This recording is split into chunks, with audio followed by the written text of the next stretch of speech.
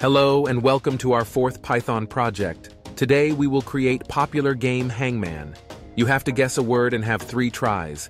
If you fail, you lose, and if you make it in the 3 tries, you win.